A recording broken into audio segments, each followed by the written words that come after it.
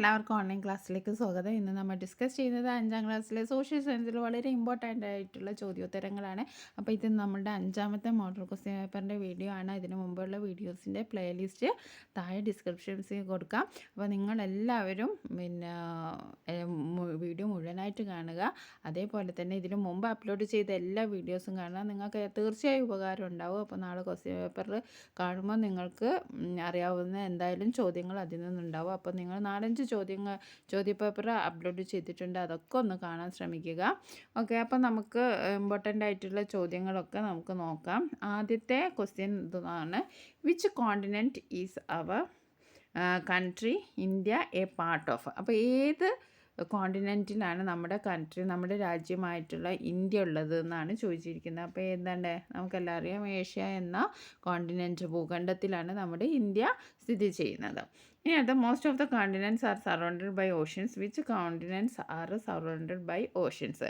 ഇപ്പോൾ ഒരുപാട് കോണ്ടിനെൻറ്റ്സ് ഒക്കെ നമ്മൾ പഠിച്ചതാണല്ലോ, ജസ്റ്റ് പഠിച്ചതാണ്. അപ്പോൾ ഈ കോണ്ടിനെൻറ്റ്സ് ഭൂഖണ്ഡങ്ങളൊക്കെ സറൗണ്ടഡ് ചെയ്ത് ചുറ്റി വളഞ്ഞിരിക്കുന്നത് എന്താണ്? സമുദ്രങ്ങളിലാണ്. സമുദ്രങ്ങൾ ചുറ്റി ഇതാണ് കുറേ അധികം കോണ്ടിനെൻറ്റ്സ്. അപ്പോൾ അതിൽ 2 ഏതാണെന്നാണ് ചോദിച്ചിരിക്കുന്നത്. സമുദ്രങ്ങളാൽ ചുറ്റപ്പെട്ട 2 കോണ്ടിനെൻറ്റ്സിൻ്റെ പേര് എഴുതാനാണ് അന്റാർട്ടിക്കയും ഓസ്ട്രേലിയയും. ഇനി നമുക്ക് ഓരോ കോണ്ടിനെൻറ്റിനെ പറ്റിയിട്ട് ചിലപ്പോൾ നമുക്ക് ചോദ്യങ്ങൾ വരാം. അപ്പോൾ നമുക്ക് അറ്റ്ലീസ്റ്റ് 2 ക്വസ്റ്റ്യന് ഒരു ഫീച്ചേഴ്സ് എങ്കിലും നിങ്ങൾ പഠിച്ചു വെക്കണം. നമ്മുടെ ഏഷ്യ കോണ്ടിനെൻറ്റിനെ കുറിച്ച് നമുക്ക് നോക്കാം. ഏഷ്യ കോണ്ടിനെൻ്റ് എന്ന് പറഞ്ഞിട്ടുണ്ടെങ്കിൽ എന്താണ്? ദ ലാർജസ്റ്റ് കോണ്ടിനെൻ്റ് ആണ്. ഏറ്റവും വലിപ്പം കൂടിയ ഭൂഖണ്ഡമാണ് ഏഷ്യ എന്ന് പറയുന്നത്. അതേപോലെ തന്നെ മോസ്റ്റ് പോപ്പുലേറ്റഡ് കോണ്ടിനെൻറ്റുമാണ്. ഒരുപാട് ജനങ്ങൾ താമസിക്കുന്നത്, ലോകത്തിൽ ഏറ്റവും കൂടുതൽ ജനങ്ങൾ താമസിക്കുന്ന ഭൂഖണ്ഡ കോണ്ടിനെൻറ്റ് എന്ന് ചോദിച്ചാലും ഏഷ്യയാണ്. പിന്നെ നമുക്കറിയാം highest peak in the world Everest സ്ഥിതി ചെയ്യുന്നതും ഈ ഒരു ഭൂഖണ്ഡത്തിലാണ്. ലൊക്കേഷൻ നോർത്തിട്ട് അതൊന്നും വലിയ ഇമ്പോർട്ടൻ്റ് അല്ല. Our country India is a part of this continent. The area which gets the highest rainfall, the area with the least rainfall and ice covered part throughout the year are found ചെയ്യാം. അപ്പോൾ ഏറ്റവും കൂടുതൽ മഴ ലഭിക്കുന്നത്, ഏറ്റവും കുറവ് മഴ ലഭിക്കുന്ന ഒക്കെ എവിടെയാണ്? നമ്മുടെ ഭൂഖണ്ഡത്തിലാണ്. അപ്പോൾ ഏഷ്യ ഭൂഖണ്ഡത്തിനെ കുറിച്ച് ഒരു 3 പോയിൻ്റ് അറ്റ്ലീസ്റ്റ് പഠിച്ചിരിക്കണം. ലാർജസ്റ്റ് കോണ്ടിനെൻ്റ് ആണ്, മോസ്റ്റ് പോപ്പുലേറ്റഡ് കോണ്ടിനെൻ്റ് ആണ്, highest peak in the world Everest situated ഈ കോണ്ടിനെൻറ്റിലാണ്. ഇനി നമുക്ക് ആഫ്രിക്കനെ കുറിച്ച് നോക്കാം. സെക്കൻഡ് പൊസിഷൻ ഇൻ സൈസ്, വലിപ്പത്തിൽ 2ാമതാണ്. Location between Indian Ocean and Atlantic Ocean, Indian ഓഷ്യൻ്റെ അറ്റ്ലാന്റിക് ഓഷ്യൻ്റെ ഇടയിലാണ്. സെക്കൻഡ് പൊസിഷൻ ഇൻ പോപ്പുലേഷനിലും എന്താണ്? Second പൊസിഷനാണ്.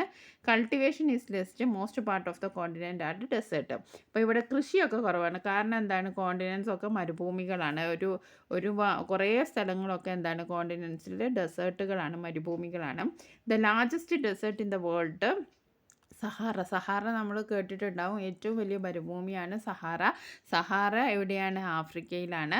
The longest river Nile is in Africa. അതേപോലെ തന്നെ നീളം കൂടിയ നദിയായിട്ടുള്ള നൈലും എവിടെയാണ്? ആഫ്രിക്കയിലാണ്. ഇത്രയൊന്നും പഠിക്കേണ്ട, ജസ്റ്റ് 2 പോയിൻറ്റ്സ് പഠിച്ചു വെക്കുക. ഇനി നോർത്ത് അമേരിക്ക കുറിച്ച് പറയുകയെന്ന് വെച്ചാൽ location between Pacific Ocean and Atlantic, 3rd position in size. Okay, ഇനി സൗത്ത് അമേരിക്കയെ കുറിച്ച് പറയാം. Between Pacific Ocean and Atlantic, 4th position in size. Highest peak Aconcagua mount, അതൊക്കെ ഇവിടെയാണുള്ളത്. പിന്നെ ആമസോൺ ഇവിടെയാണുള്ളത്. ഓക്കെ, മെയിൻ ഓക്യുപ്പേഷൻ കാറ്ററിംഗ് ആണ്. ഇത്രയും കാര്യങ്ങളൊക്കെ ഓർമ്മിച്ച് വെക്കുക. ഓക്കെ, ഇനി നമ്മൾ കോണ്ടിനെൻറ്റ്സിനെ കുറിച്ചിട്ട് ഒരു ബ്രീഫായിട്ടുള്ള 2 പോയിൻറ്റ്സ് വീതം നിങ്ങൾ ഓർത്ത് വെക്കുക. Planets are celestial bodies that rotate themselves and revolve around the sun. They cannot emit heat or light themselves. Planets get their heat and light from the sun. Given below is an identity card consisting the features of Venus. Prepare a similar identity card of Earth. ഇപ്പോൾ identity card ഉണ്ടാക്കാൻ ചില question പേപ്പറിൽ വരാൻ സാധ്യതയുണ്ട്. അപ്പോൾ പ്ലാനറ്റ്സിനെ കുറിച്ചിട്ടുള്ള ചോദ്യമാണ്. Planets are celestial bodies that rotate themselves and revolve around the sun. അപ്പോൾ പ്ലാനറ്റ്സ് എന്താണെന്ന് ചോദിച്ചാൽ നിങ്ങൾക്ക് ഈ ചോദ്യത്തിൻ്റെ ഉത്തരം ഉണ്ട്. പ്ലാനറ്റ്സ് എന്ന് പറഞ്ഞാൽ എന്താണ്? സെലസ്റ്റിയൽ ബോഡീസ് ആണ്. അത് റൊട്ടേറ്റ് ദംസെൽസ്, അവർ സ്വയം അങ്ങനെ കറങ്ങുകയാണ്. റിവോൾവ് അറൗണ്ട് ദ സൺ, പക്ഷേ സൂര്യനെയും ചുറ്റിക്കൊണ്ട് സ്വയം കറങ്ങുകയും അതോടൊപ്പം തന്നെ സൂര്യനെ ചുറ്റിക്കൊണ്ടിരിക്കുന്ന സെലസ്റ്റിയൽ ബോഡീസിനെയാണ് നമ്മൾ പ്ലാനറ്റ്സ് എന്ന് പറയുന്നത്. പക്ഷേ അവർക്ക് എന്താ? They cannot emit heat or light by themselves. അവർക്ക് അങ്ങോട്ട് ഹീറ്റോ അല്ലെങ്കിൽ ലൈറ്റോ എമിറ്റ് ചെയ്യാൻ പറ്റില്ല. പക്ഷേ സണ്ണിന് കഴിയും. നമ്മൾ നേരത്തെ പറഞ്ഞല്ലോ, planets get the heat light from the sun. അപ്പോൾ ഈ പ്ലാനറ്റ്സിന് അവർക്ക് ഹീറ്റും ലൈറ്റും ഒക്കെ കിട്ടുന്ന എവിടെയാണ്? സൺസിനാണ്. അപ്പോൾ ഇവിടെ വീനസിൻ്റെ ഐഡൻറ്റിറ്റി കാർഡ് കൊടുത്തിട്ടുണ്ട്. നമ്മളുടെ ഏർത്തിൻ്റെത് പ്രിപ്പയർ ചെയ്യാനാണ് പറഞ്ഞത്. അപ്പോൾ വീനസിനെ പറ്റിയിട്ട് നമ്മൾ പഠിച്ചത് എന്താണ്? ബ്രൈറ്റസ്റ്റ് പ്ലാനറ്റ് ആണ്. അതേപോലെ ഹോട്ടസ്റ്റ് പ്ലാനറ്റ് ആണ്. Can be see in the sky just before sunrise and just after sunset. Venus rotates from east to west. അപ്പോൾ എന്ത് പറഞ്ഞാലും നിങ്ങൾ 2 ഫീച്ചേഴ്സ് പഠിച്ചാൽ മതി. അപ്പോൾ നമുക്ക് ബ്രൈറ്റസ്റ്റ് പ്ലാനറ്റും ഹോട്ടസ്റ്റ് പ്ലാനറ്റും നമുക്ക് വീനസിനെ കുറിച്ച് ഓർത്ത് വെക്കാം. അതേപോലെ തന്നെ എർത്തിനെ പറ്റിയിട്ട് നമുക്ക് എന്ത് പറയാം? The only planet which in life exist. ഭൂമിയിൽ ജീവൻ നിലനിൽക്കുന്ന ഒരൊറ്റ പ്ലാനറ്റോ ഉള്ളൂ, പ്ലാനറ്റിൽ ഗ്രഹങ്ങളിൽ വെച്ചിട്ട് ലൈഫ് എക്സിസ്റ്റ് ചെയ്യുന്നത് എന്താണ്? ഈ നമ്മുടെ ഭൂമിയിൽ മാത്രമേ ഉള്ളൂ. ഓൺലി സാറ്റലൈറ്റ്, മൂന്ന് എന്ന് പറഞ്ഞ ഒരൊറ്റ സാറ്റലൈറ്റ് ഏർത്തിനുള്ളൂ. ബ്ലൂ പ്ലാനറ്റ് എന്ന് പറയും, നീലഗ്രഹം, അല്ലെങ്കിൽ വാട്ടറി പ്ലാനറ്റ്, ജലഗ്രഹം എന്നൊക്കെ നമ്മളെ ഏർത്തിനെ പറയുന്നുണ്ട്. ഇനി ജൂപ്പിറ്ററിനെ കുറിച്ച് നമുക്ക് പറയാം. ലാർജസ്റ്റ് പ്ലാനറ്റ് ആണ്. അതായത് ഏറ്റവും വലിയ ഗ്രഹം ഏതാണെന്ന് ചോദിച്ചിട്ടുണ്ടെങ്കിൽ നമുക്ക് എന്താ പറയാം? ലാർജസ്റ്റ് പ്ലാനറ്റ് ജൂപ്പിറ്റർ ആണ്. മോർ ദാൻ 60 സാറ്റലൈറ്റ്, 60 സാറ്റലൈറ്റിൽ കൂടുതലുണ്ട്. Takes 12 years to complete in revolution. ഒരു റെവല്യൂഷൻ എത്ര ഇയേഴ്സ് ഉണ്ട്? 12 ഇയേഴ്സ് ആണ്. നമ്മുടെ ഭൂമിക്ക് എത്ര ഉള്ളത്? ഭൂമിക്ക് ഒരു വർഷമാണല്ലോ, 365 ഡേയ്സ് ആണ് അത്. പക്ഷേ 12 ഇയേഴ്സാണ് റെവല്യൂഷന് ജൂപ്പിറ്ററിനുള്ളത്. അത്രയും ഓർത്ത് വെക്കുക. ഇനി അതുമായി ബന്ധപ്പെട്ട വേറൊരു ചോദ്യമാണ്, what is atmosphere? What is the role of atmosphere in sustaining life on earth? അപ്പോൾ എന്താണ് അറ്റ്മോസ്ഫിയർ? അന്തരീക്ഷം എന്ന് പറഞ്ഞാൽ എന്താണ് ഈ ജീവൻ നമ്മൾ പറഞ്ഞല്ലോ ഭൂമിയിലാണ് ജീവൻ ഉള്ളതെന്ന്. ആ നിലനിൽക്കുന്നതിൽ നമ്മുടെ അറ്റ്മോസ്ഫിയറിന് എന്തെങ്കിലും പാർട്ടുണ്ടോ എന്നാണ് അടുത്ത ക്വസ്റ്റ്യൻ. അപ്പോൾ അറ്റ്മോസ്ഫിയർ എന്ന് പറഞ്ഞാൽ is A blanket of air covering the earth. ഒരു ബ്ലാങ്കറ്റ് ആണെന്നല്ലേ പറഞ്ഞാൽ, എർത്തിനെ കവർ ചെയ്യുന്ന ഒരു എയറിൻ്റെ ബ്ലാങ്കറ്റാണ്, വായു കൊണ്ടുള്ളൊരു ബ്ലാങ്കറ്റാണ് എന്നാണ് നമ്മൾ ഒറ്റ നോട്ടത്തെ അറ്റ്മോസ്ഫിയറിനെ പറയുന്നത്. Is a blanket of air covering the earth. It contains gases, dust particles and water. അപ്പോൾ അതിലെന്തൊക്കെ ഉണ്ട്? അറ്റ്മോസ്ഫിയറിൽ ഗ്യാസസ് ഉണ്ട്, അതേപോലെ ഡസ്റ്റ് പാർട്ടിക്കിൾസ്, പൊടിപടലങ്ങളുണ്ട്, വാട്ടറുണ്ട്. The atmosphere plays a crucial role in sustaining life on the earth by regulating heat and cold. അപ്പോൾ ഈ അറ്റ്മോസ്ഫിയറിന് നമ്മുടെ ഈ ഭൂമിയിൽ ജീവൻ നിലനിൽക്കുന്നതിൽ ഒരുപാട് വലിയ പങ്കുണ്ട്. കാരണം എന്താണ്? By regulating heat and cold. ചൂടിനെയും തണുപ്പിനെയും നിയന്ത്രിച്ചു കൊണ്ടുവരുന്ന ആരാണ്? അറ്റ്മോസ്ഫിയർ ആണ്. അപ്പോൾ അറ്റ്മോസ്ഫിയർ വളരെ ഇമ്പോർട്ടൻ്റ് ഉള്ള റോളാണ്. ഈ അറ്റ്മോസ്ഫിയർ ഇല്ലെങ്കിൽ ഒരുപാട് ചൂടുണ്ടാവും, ഒരുപാട് തണുപ്പുണ്ടാവും, അങ്ങനെ ഉണ്ടാവും അല്ലേ. The atmosphere plays a crucial role in sustaining life on the earth by regulating heat and cold. The feature that distinguish the earth from other planets is atmosphere. അപ്പോൾ മറ്റുള്ള പ്ലാനറ്റ്സിൽ നിന്നും ഭൂമിയെ വേർതിരിച്ച് നിർത്തുന്ന എന്താണ്? അറ്റ്മോസ്ഫിയർ ആണ്. വേറൊന്നിനും അറ്റ്മോസ്ഫിയർ ഇല്ല. ഓക്കെ, ഇനി അടുത്തത് വളരെ ഇമ്പോർട്ടൻ്റ് ആയിട്ടുള്ളൊരു ചോദ്യമാണ്. ഇങ്ങനെ 2 പിക്ചേഴ്സ് തന്ന് ഇതെന്താണെന്ന് ചോദിക്കും. അപ്പോൾ നമുക്കറിയാം ഇതെന്താണ്? റൊട്ടേഷനാണ്. ഇതെന്താണ്? റെവല്യൂഷനുമാണ്. അതായത് earth spin on its axis. Earth അതിൻ്റെ സ്വന്തം ആക്സിസിൽ ഇങ്ങനെ തിരിയുന്നതിനെയാണ് നമ്മൾ റൊട്ടേഷൻ എന്ന് പറയുക. റെവല്യൂഷൻ എന്ന് പറയുന്നത് എന്താണ്? നമ്മൾ സൂര്യന് ചുറ്റും ഗ്രഹങ്ങൾ ഇങ്ങനെ റൊട്ടേറ്റ് ചെയ്യുന്നതിനെയാണ് നമ്മൾ റെവല്യൂഷൻ എന്ന് പറയുക. അപ്പം based on the 2 movements of the earth rotation and revolution complete the table also use information given below. അപ്പോൾ റൊട്ടേഷൻ ഇവിടെ earth sphinx on its axis എന്ന് പറഞ്ഞിട്ടുണ്ട്. As A result of rotation night and day happened on earth. അപ്പോൾ rotation കാരണമാണ് ഇവിടെ പകലും രാത്രിയൊക്കെ ദിവസങ്ങൾ ഉണ്ടാകുന്നത്. വളരെ ഇമ്പോർട്ടൻ്റ് പോയിൻ്റാണ്. റൊട്ടേഷൻ എന്ന് പറഞ്ഞാൽ earth sphinx on its axis. അതേപോലെ തന്നെ ഡേ ആൻഡ് നൈറ്റ് ഒക്കർ ചെയ്യുന്നത് എന്താണ്? റൊട്ടേഷൻ കാരണമാണ്. നെക്സ്റ്റ് എന്താണ്? റെവല്യൂഷനാണ്. റെവല്യൂഷൻ എന്ന് പറയുന്നത് എന്താണ്? The earth moves around the sun on a fixed orbit. This is revolution.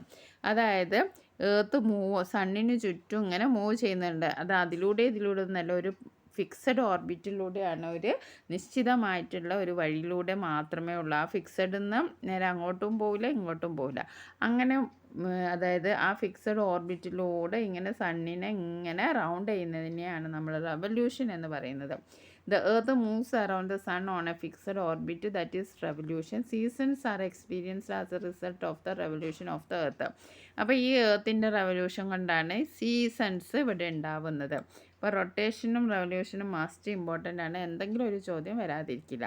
ഇനി അടുത്ത് നോക്കൂ, ഈ ഒരു പിക്ചേഴ്സ് നിങ്ങൾ നോക്കണേ. ഇവിടെ എന്താണ് പോളാർ ബെയർ ഉണ്ട്. Natural calamities occurs on the earth due to climate are given in the pictures. What are the side effects of climates?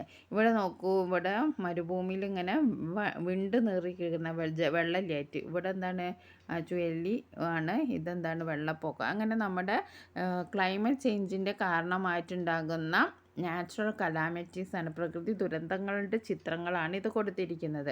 അപ്പോൾ what are the side effect of climate ഉണ്ട്. അപ്പോൾ അടുത്ത first നമ്മൾ melting of ice ഉരുകയാണ്. എന്താണ് അതിൻ്റെ കാരണം എന്താ? പിന്നെ അടുത്തത് ഡ്രോട്ട് വരൾച്ചയാണ്. രണ്ടാമത്തത് സൈക്ലോണാണ്.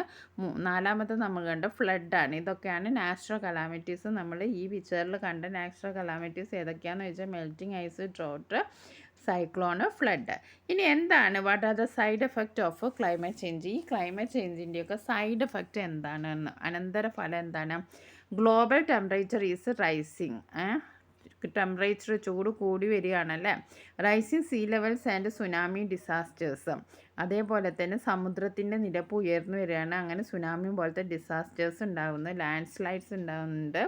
Not seasonal and fluctuation rainfall.